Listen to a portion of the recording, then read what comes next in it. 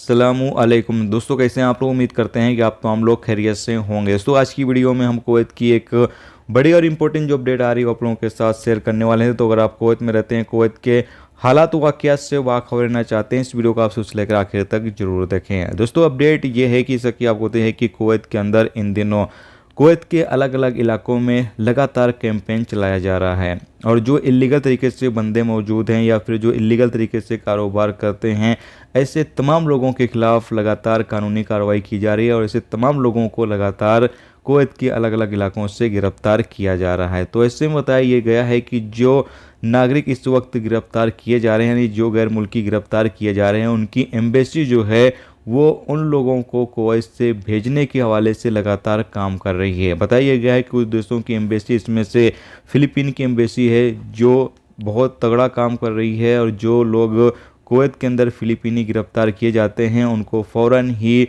Kuwait से उनके देश डिपोर्ट कर दिया जाता है। जबकि आपको बता दें कि इंडियन एम्बेसी भी इस पर काम कर रही है और जो लोग गिरफ्तार किए जाते हैं उनको कुवैत से लगातार डिपोर्ट किया जा रहा है।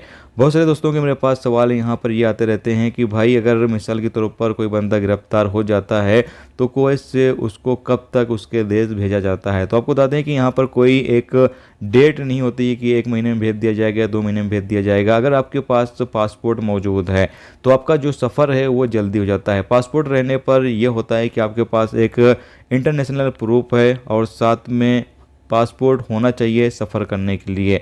तो ये अगर आपके पास रहता है, यानी पासपोर्ट आपके पास रहता है, तो आपका जो सफ़र है वो जल्दी हो जाता है। क्योंकि बस बाकी जो कागजी कार्रवाई है या यूँ कह लें बाकी जो कानूनी कार्रवाई है वो करने के बाद आपका जो सफ़र है वो करा दिया जाता है, कुवैत से आपको डिपोर्ट कर दिया जाता है। लेकिन अगर आपके पास पासपोर्ट नहीं होता है तो उस सूरत में आपको कुवैत की जेलों में जो है वो कुछ दिन तक इंतज़ार करना होता है। क्योंकि जो कुवैत की पुलिस है वो आपके एम्बेसी से कांटेक्ट करती है और एम्बेसी आपका पासपोर्ट बना कर देती है।